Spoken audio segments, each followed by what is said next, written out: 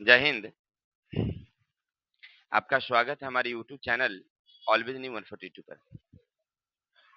तो मेरे भाई, आज हम लोग पढ़ेंगे क्लास 10th ज्योग्राफी का अध्याय नंबर 6, जिनका नाम है ऊर्जा या शक्ति संसाधन। चैप्टर नहीं पढ़ेंगे हम लोग, क्योंकि चैप्टर तो हम लोग पहले भी पढ़ चुके हैं। इसके बारे में हम लोग बताए थे कि ऊर्जा एक अनुपम संसाधन है। जैसे जैसे हमारी आवश्यकताएं बढ़ने लगी, सभ्यता का विकास होना शुरू हुआ, अपने जीवन को ज्यादा सुखमय बनाने के लिए, आराम देने के लिए हमने ऊर्जा पर निर्भर रहना शुरू किया। तो प्राचीन काल में हम लोग पशु ऊर्जा का ज्यादा उपयोग किया। अब पशु ऊर्जा का उपयोग कम हो रही है, वहीं पर हम लोग यांत्रिक ऊर्जा, रासायनिक ऊर्जा, इन सारी चीजों का अधिक उपयोग करते हैं। जिनमें हमने क्या किया, कोयले से विद्युत बनाया, पेट्रोलियम से हमने विद्युत तैयार किया। ऐसे तमाम सी बातों को हमने देखा था कि ऊर्जा संसाधन कैसे हम लोग तैयार करते हैं। कुछ परंपरागत थे जैसे कोयला और पेट्रोलियम, उसी के जगह पर हम लोग नवीकरणीय ऊर्जा संसाधन का भी हम लोग उपयोग किए थे। तो आज हम लोग उसके जितने भी दीर्घ उत्तरीय क्वेश्चन है सबको क्लियर करेंगे बारी बारी से। बस करना क्या है, आपको ध्यान से सुनना है। हर एक क्वेश्चन का जवाब सही से ध्यान से सुनिएगा तो याद रहेगी, और याद रहेगी तो एग्जाम तक याद रहेगी। ठीक है, तो ज्यादा देरी ना करते हुए चलते हैं क्वेश्चन नंबर 1 की तरफ।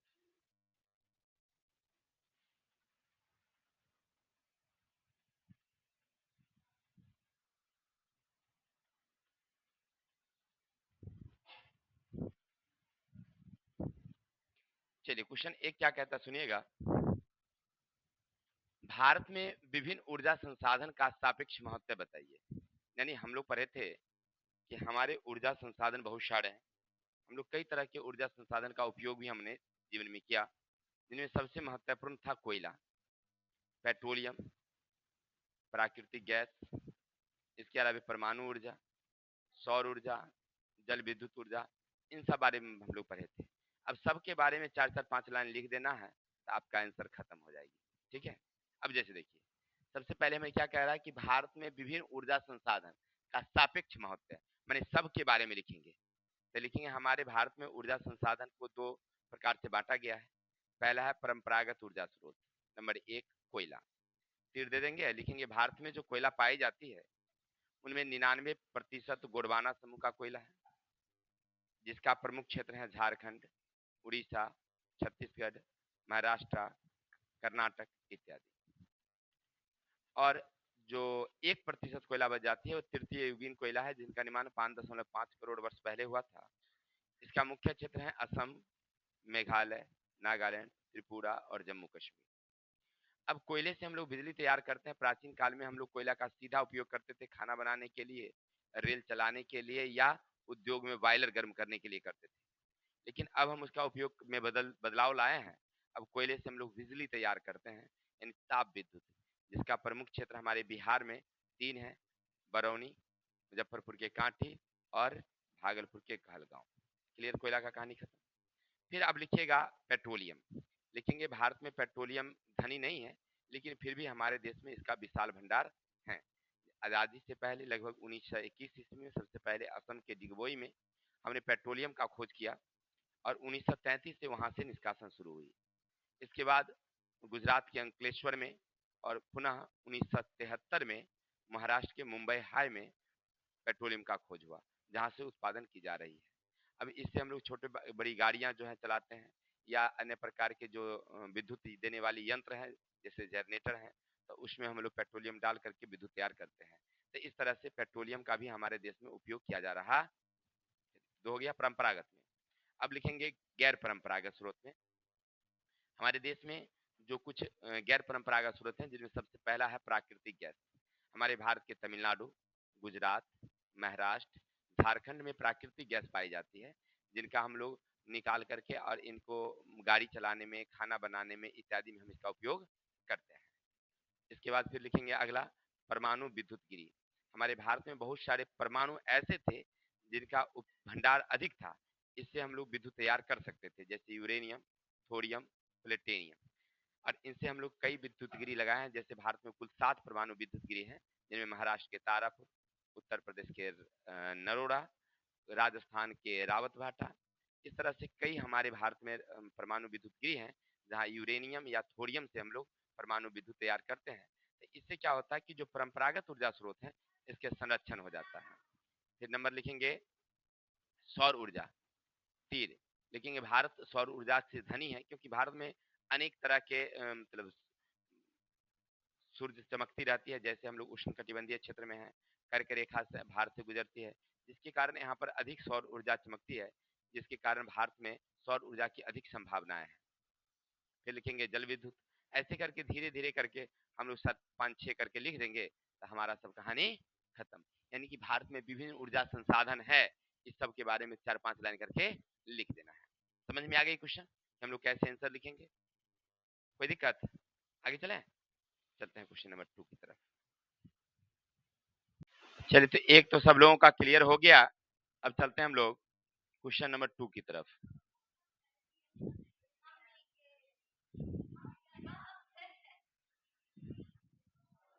चलते हैं। क्वेश्चन नंबर 2 क्या कहता है सुनिएगा। जल विद्युत उत्पादन के लिए अनुकूल भौगोलिक दशाएं कौन कौन से हैं? भारत के किन भागों में ये भौगोलिक दशाएं उपलब्ध हैं? सुनिएगा। मान लीजिए हमें जल विद्युत की जरूरत है। अब जैसे हमें जल विद्युत केंद्र अगर लगानी हो तो अपने बगल में तो भी एक नदियां हैं, इस नदी में लगा देते हैं। क्या यहाँ होगा? नहीं होगा। कुछ ना कुछ कारण है जो नहीं होगा। अच्छा, बगल में भी एक बूढ़ी गंडक है समस्तीपुर में, उसमें लगा देते हैं, उसमें भी नहीं होगा। अच्छा, कुछ कारण है जो नहीं होगा। तो क्या क्या साधन होनी चाहिए जिसके कारण वहां सुविधा हो सकती है उपलब्ध? तो देखिए, सबसे पहली बात कि पर्याप्त वर्ष भर जलापूर्ति यानी जल वर्ष भर बहाव होनी चाहिए। माने इस नदी में हम लोग जल विद्युत केंद्र लगाएंगे जहां सालों भर जल बहनी चाहिए, बहाव होनी चाहिए। यानी जल है तो ऐसा नहीं कि रुका रहे, वो नहीं, तेज धाराएं चलती रहनी चाहिए लगातार, तब जाकर के वो काम करेगी। अब ऐसा नहीं कि रुका हुआ जल स्रोत है, बूढ़ी गंडक में भी तो साल भर रहती है, पानी कम मात्रा में रहती है, लेकिन चलती नहीं है, धाराएं चलती नहीं है। अब धाराएं नहीं चलेगी तो फिर कैसे काम चलेगा? क्लियर है? तो एक नंबर बात समझ गया ना कि उस नदी में क्या होना चाहिए? सालों भर जल की बहाव होना चाहिए। दूसरा, पहाड़ी भूमि या जलप्रपात का होना चाहिए। अब पहाड़ी भूमि से क्या होगा कि धाराएं उससे क्या होती है? तेज होती है। पहाड़ से नीचे उतरेगी ना जब वो, तो धाराएं क्या होगी? तेज होगी। तब जो जिस नदी स्रोत में हम लगाएंगे उस नदी स्रोत का उद्गम जो हो वो कहाँ होना चाहिए? पहाड़ी होनी चाहिए। विद्युत की मांग पर्याप्त या खपत की व्यापक क्षेत्र होना चाहिए। यानी जब हम वहां पर लगाएंगे तो उसका उपयोग होने लायक यानी बाजार होनी चाहिए उसका, तभी ना हम उसको बेच सकते हैं विद्युत का। अब यहाँ लगा देंगे, उतना खपत हमारे यहाँ नहीं, तो हम क्या करेंगे बिजली को? इसलिए उस क्षेत्र का भी होना चाहिए जहां हम उसको खपत कर सकते हैं। तकनीकी ज्ञान, लगाने के लिए हमारे पास क्या होना चाहिए? ज्ञान और पूंजी दोनों होनी चाहिए ना। ज्ञान है, पूंजी नहीं है, पूंजी है, ज्ञान नहीं है, तो काम नहीं चलेगा। यानी लगाने के लिए हमें क्या चाहिए? पूंजी भी चाहिए और ज्ञान भी चाहिए। ठीक है, इस तरह से हम लोग इसका उपयोग कर सकते हैं। अब चलते हैं भारत के किन क्षेत्रों में। अब तो समझ गए कि हमारे यहाँ जल विद्युत तैयार करने के लिए क्या क्या चाहिए। तो नंबर 1 हमने देखा जल का बहाव। दूसरा क्या देखा? पहाड़ी क्षेत्र होनी चाहिए। तीसरा क्या देखा उसे? खपत होने के लिए बाजार होनी चाहिए। तकनीकी ज्ञान और पूंजी होनी चाहिए। क्लियर? अब भारत के किस क्षेत्रों में? तो खास करके जो दक्षिणी भारत के क्षेत्र है जहाँ कोयला और पेट्रोलियम का अभाव है, खनिज में धनी प्रायद्वीपीय भारत आर्थिक विकास के लिए सस्ती जल विद्युत की मांग रखता है। यानी कहने का अर्थ है कि दक्षिणी भारत जो है वहाँ बहुत सारी नदियां हैं और इन सारी नदियों में बहाव तेज रहती है। जैसे हम लोग कल पढ़े थे, जो पश्चिमी घाट वाली नदियां हैं वो पहाड़ से उतर करके सीधे अरब सागर में गिर जाती है। तो नदियां तो वहाँ तेज है। यानी कुल मिलाकर के समझाई जाए कि दक्षिण भारत में, उत्तर भारत की भी कुछ नदियां हैं जो हिमालय से निकलती है और हिमालय से निकलने के कारण उसकी धाराएं क्या है? तेज है। जैसे अभी गंगा की बात कर लेते हैं, इसी तरह से सतलुज नदी की बात कर लेते हैं, और दक्षिण भारत की कई नदियां हैं जैसे कृष्णा है, कावेरी है, प्रियार है। नहीं, तो ऐसे नदियां हैं जहां पर जल विद्युत तैयार किया जा सकता है।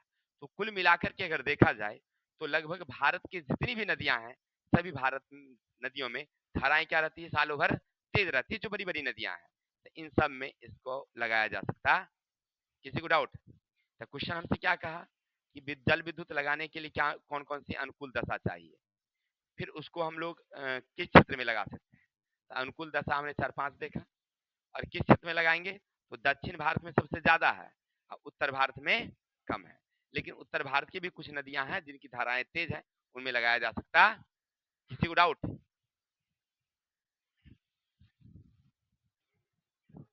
चलिए बजिए। तो अगला क्वेश्चन क्या कहता है, सुनते हैं।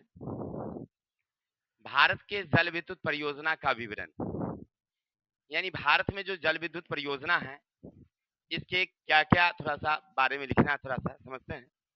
देखिए हमारे भारत में जल विद्युत की अधिक संभावनाएं हैं, क्योंकि भारत में अधिकांश नदियां ऐसी है जहां सालों भर जल जमी रहती है, इसीलिए जल विद्युत परियोजना लगाने की अधिक जोर दिया जा रहा है। इसकी शुरुआत सबसे पहले 1902 में कर्नाटक के एक नदी थी कर्नाटक में, जिसका नाम था शिव समुद्रम नामक परियोजना लगाई गई, जहां से विद्युत तैयार की गई। इसके बाद भारत में इसकी गति तेज होने लगी। देश आजादी के बाद, माने जब देश हमारा आजाद हुआ, तो भारत में कई नदियां में जल परियोजना लगाई गई है, नदी घाटी परियोजना, जिनमें सबसे प्रमुख थी सतलज नदी घाटी परियोजना, यानी सतलज नदी पर, जिनका नाम है भाखड़ा नंगल परियोजना, जो भारत की सबसे ऊंची बांध मानी जाती है, लगभग 226 मीटर ऊंची है। इसी तरह से भारत की सबसे लंबी नदी पर लंबी बांध है, जिसका नाम है हीराकुंड बांध, जो कहाँ लगाई गई है, उड़ीसा के महानदी में। उड़ीसा में महानदी है, उस पर बनाई गई है। इसके अलावा बाढ़ नियंत्रण के लिए और परियोजना लगाई गई, जिनमें एक गंडक परियोजना, एक थी कोसी परियोजना, और दूसरा था एक पश्चिम बंगाल क्या है, दामोदर परियोजना, है ना। तो इस तरह से हमारे भारत में जल विद्युत परियोजनाएं कई लगाई गई। ये तो उत्तर भारत की बात रही। अब चलते हैं दक्षिण भारत में। दक्षिण भारत की बहुत सारे ऐसी नदियां हैं जिनमें सालों भर जल रहती है, जिसमें बड़ी नदियां में है गोदावरी, कृष्णा, कावेरी, पेरियार, नर्मदा, है ना। ऐसे नदियों पर भी जल विद्युत परियोजनाएं लगाई गई है। अब इससे क्या होता है कि जो नदियां होती है, जो मेन नदियां, उसके अलावे जो उनकी सहायक नदियां होती है, उन सहायक नदियां पर भी ऊंची ऊंची बांध लगाई जाती है। बांध बनने के बाद उस सारे जल को इकट्ठा कर लिया जाता है, फिर ऊंचाई से उसे नीचे गिराया जाता है। जहां गिरती है, जहां पर उसका मतलब क्या कहते हैं उसको, टरबाइन टरबाइन लगी रहती है, वहां पर उसको जल को ऊंचा से गिराया जाता है। गिरने से टरबाइन घूमती है और विद्युत तैयार होती है। प्रारंभिक खर्च इसका बहुत ज्यादा होता है, लेकिन आसानी से हम लोग जल विद्युत तैयार कर लेते हैं। हमारे देश में इसका उत्पादन दिन प्रतिदिन क्या हो रहा है, बढ़ता जा रहा है, यानी यहाँ पर बढ़ाया जा रहा है उत्पादन। कोई दिक्कत? जैसे देखिए समझिए, मान लीजिए हमको गंगा नदी में परियोजना लगानी है, तो गंगा नदी ऐसे जा रही है अपना, तो इसके जो सहायक नदियां हैं, जैसे आपने पढ़ा होगा कोशी है, इधर से मान लीजिए सोन है, चंबल है, नहीं ऐसे पुनपुन है, इधर से आ जाती है मान लीजिए एक नदी जिसका नाम है इसका सुनिए, इसका नाम है, जैसे क्या नाम है इसका, यमुना नदी। इसकी सबसे बड़ी सहायक नदी कौन है भाई, यमुना नदी है। ऐसे आ गई, अब इस पर केवल आप बांध बना देंगे, इस पर नहीं बनाएंगे, तो क्या होगा कि इसमें भी क्या होगा, जल का मतलब बहाव आ जाएगी, तो जल इसमें भरेगी या इसमें घुस जाएगी, तो इधर का बांध टूट सकता है।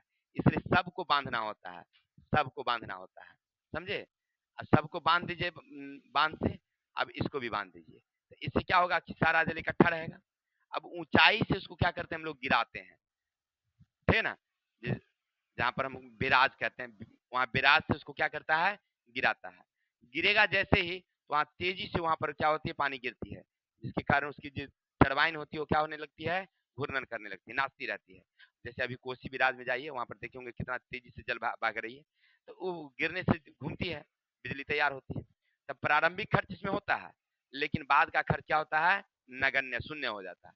तब भारत में जल विद्युत परियोजना समझ गए, फिर समझते हैं। लिखेंगे भारत में जल विद्युत परियोजना पर विशेष जोर दिया जा रहा है, क्योंकि भारत में अधिक ऐसी नदियां हैं जिनमें सालों भर जल की बहाव तेज रहती है, पहाड़ी क्षेत्रों से निकलती भी है। जिसको देखते हुए सबसे पहले 1902 ईस्वी में कर्नाटक के में एक मतलब जल विद्युत तैयार किया गया था, जिनका नाम था शिव समुद्रम।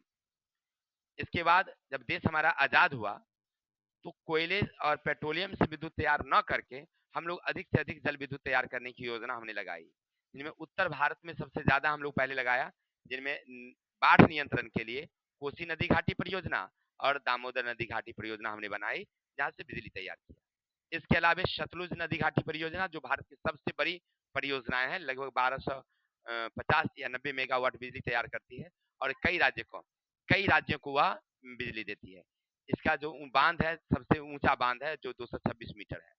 इसके अलावा उड़ीसा की एक नदियां हैं, महानदी, जिसकी बांध जो है सबसे लंबी बांध है, ठीक है, जिस पर बिजली तैयार की जाती है। ये भारत की 4 प्रमुख जो है कोसी परियोजना है, मतलब नदी घाटी परियोजना। इसके अलावा अब चलते हैं दक्षिण भारत के, बहुत सारे नदियां हैं जिनमें साल भर जल रहती है, जिनमें है कृष्णा, कावेरी, महानदी, गोदावरी इत्यादि परियोजना या पेरियार है। तो इन सारी नदियों पर भी बिजली तैयार किया गया है, जिससे कोयला और पेट्रोलियम की खपत कमी है और विद्युत ज्यादा हुआ है। अब लिखेंगे जल विद्युत परियोजना तैयार करने के लिए सबसे पहले क्या होता है कि उनकी जो जितनी नदियां होती है, इन सारे नदियों पर क्या किया जाता है, ऊंचा ऊंचा बांध बनाया जाता है।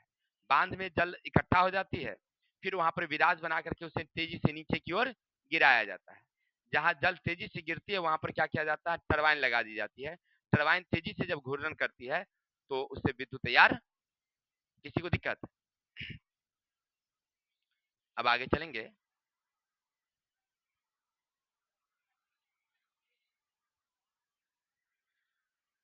ऊर्जा के गैर परंपरागत स्रोतों का उल्लेख करते हुए बताएं कि भारत की इस दिशा में किस तरह आगे बढ़ रहा है। देखिए, हम लोग तो परंपरागत का उपयोग कर ही रहे हैं, कोयला का उपयोग कर रहे हैं, पेट्रोलियम का उपयोग कर रहे हैं। नहीं, अभी भी हमारे भारत में कुल कितनी ताप विद्युत केंद्र है? 350 नहीं, इसके अलावे पेट्रोलियम का भी हम लोग ज्यादा उपयोग कर रहे हैं। अब कहेगा सर पेट्रोलियम, हाँ पेट्रोलियम नहीं, गाड़ी में हम लोग प्रयोग नहीं कर रहे हैं, जनरेटर में प्रयोग नहीं कर रहे हैं क्या? तो इस तरह से हम लोग कर ही रहे हैं पेट्रोलियम का। तब विद्युत तैयार करने के लिए हम लोग दोनों का उपयोग कर रहे हैं, कोई दिक्कत? जैसे बड़ी बड़ी फैक्ट्रियां हैं तो वहां पर पेट्रोलियम डाल के अब विद्युत तैयार किया जा रहा है, उससे अनेक सारे काम लिए जा रहे हैं। इसके अलावा हम लोग गैर परंपरागत स्रोत की बात कर रहे हैं, यहाँ पर कह रहा है गैर परंपरागत स्रोत। तो कौन कौन? तो जैसे हमारे भारत में है सौर ऊर्जा की बात, पवन ऊर्जा की बात, ज्वारीय ऊर्जा है, महासागरीय ऊर्जा है, क्या कहते हैं, बायोगैस है। इन सब के बारे में आप 5-5 लाइन 2-2 लाइन लिखना है आपको, सबके बारे में जो आपको याद है। अब जैसे देखिए हमारे यहाँ सौर ऊर्जा, तो लिखेंगे भारत में सौर ऊर्जा के ओर ध्यान दिया जाए तो यह सबसे ज्यादा उत्तम है और धनी है, क्योंकि भारत उष्णकटिबंधीय क्षेत्र का देश है और यहाँ कर्क रेखा बीचों बीच गुजरती है, जिसके कारण सूरज सालों भर तेज चमकती है। तेज चमकने के कारण क्या होता है कि इसमें मतलब सौर ऊर्जा अधिक प्राप्त किया जा सकता है।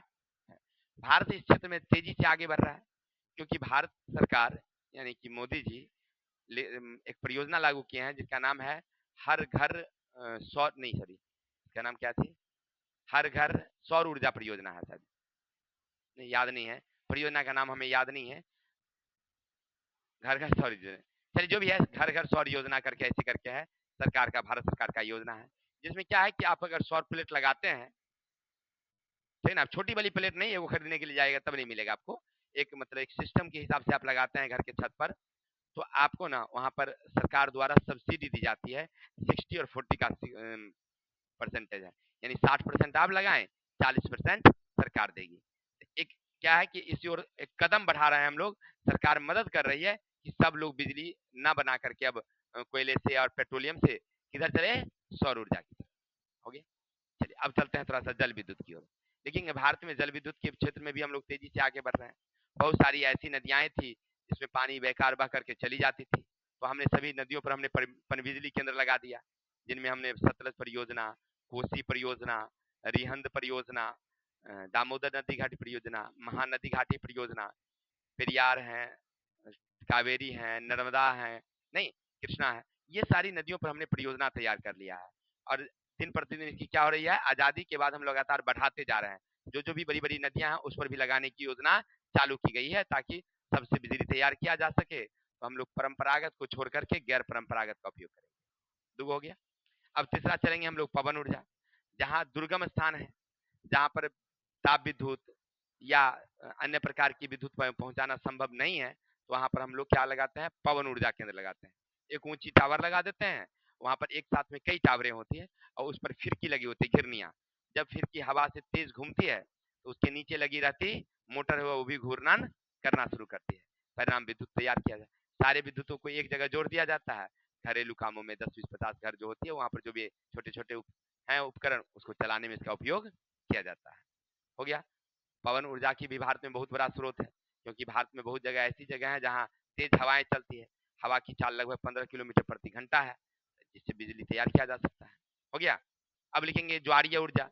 फिर लिखेंगे भारत में ज्वारीय ऊर्जा का भी बहुत बड़ा स्रोत है, क्योंकि भारत में खास करके देखा जाए तो 3 ओर समुद्र से घिरा हुआ है। हमेशा ज्वार वहां उठती रहती है और ज्वार उठने के कारण विद्युत तैयार किया जा सकता है। बायोगैस, फिर तीर देकर लिखेंगे बायोगैस भी हमारे लिए बहुत उत्तम है, क्योंकि बायोगैस का मुख्य कच्चा पदार्थ क्या है? जीव जंतु का मलमूत्र। और भारत खास करके कृषि प्रधान देश है, तो भारत में पशुओं की कमी नहीं है।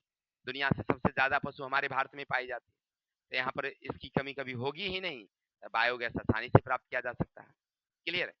तो इस तरह से सब के बारे में जो गैर परंपरागत स्रोत हैं, जैसे सौर ऊर्जा, पवन ऊर्जा, जल विद्युत ऊर्जा, बायोगैस, ज्वारीय ऊर्जा, भूतापीय ऊर्जा, महासागरीय ऊर्जा और कोनो कोनो वाला लिख देंगे। ठीक है, सब के बारे में 5-7 लाइन करके लिख दीजिए। जैसे कि हमने पवन ऊर्जा का लिखा है, ज्वारीय ऊर्जा, सौर ऊर्जा, बायो ऊर्जा। हो गया, ऐसे करके आप लिख दीजिए। चलिए अब चलते हैं हम लोग आगे। सुनिएगा, भारत में कोयले का कुल भंडार कितना आंका गया है? कोयले का वार्षिक उत्पादन क्या है? इसके दो महत्वपूर्ण उत्पादक क्षेत्रों का विवरण दें तथा दो उपयोग भी बताइए। देखिए, तो हम लोग भारत में कितना कोयला आंके थे, देखिए था। नहीं नहीं, देखिए हमारे भारत में कोयला का जो भंडार है वो 293 है। कितना है? 293, 293.49 अरब टन है। ठीक है ना, 49। फिर समझेंगे, हमारे भारत में कोयला का उत्पादन कितना आंका गया है, मैंने भंडारण 293.49 अरब टन। चलिए, अब हम लोग इसका खपत कितना कर रहे हैं? तो अगर हम लोग खपत के बारे में तो शायद यहाँ नहीं लिखा है, लिखा है क्या?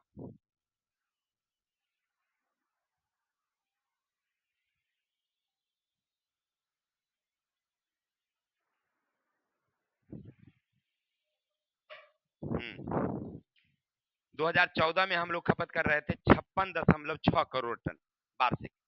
2013 में हम लोग 55.6 और 2014 में हम लोग किए 56.6 करोड़ टन। कोई दिक्कत? हमारी वार्षिक खपत है। चलिए फिर से देखते हैं, लिखेंगे भारत में कोयले का कुल भंडार 293.49 अरब टन आंका गया है। इसकी वार्षिक खपत अगर की बात करेंगे तो वर्ष 2013 में 55.6 करोड़ टन और 2014 में था 56.6 करोड़ टन। ये हमारा कोयले का वार्षिक उत्पादन है। मैंने हम लोग इतना हर साल उत्पादन कर रहे हैं। कितना?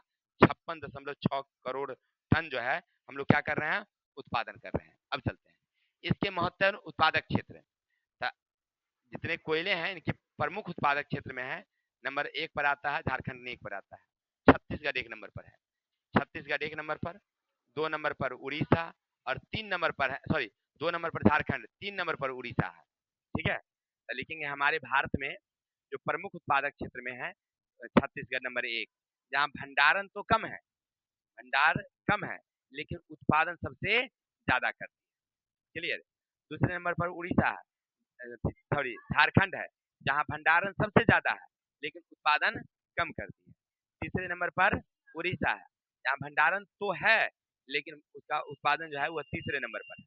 प्रमुख उत्पादक क्षेत्र हो गया कौन कौन? छत्तीसगढ़, झारखंड, उड़ीसा।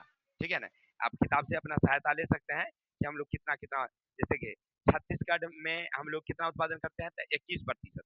कितना? अब भंडारण कितना है देश का? 17%।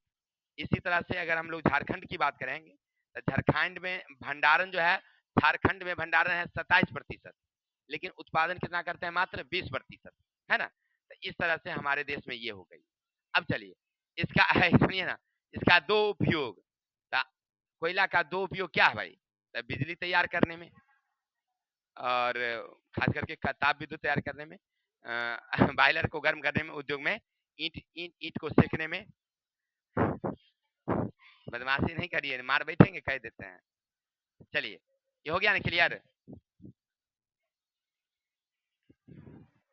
धोखा देती है सब। अब देखिए बुआ जी, भारत में कोयले के विवरण का अब देखिए, अब फिर से अब कोयला के विवरण थोड़ा सा देना है, अभी जैसे बताए उसी के बारे में फिर से लिख देंगे।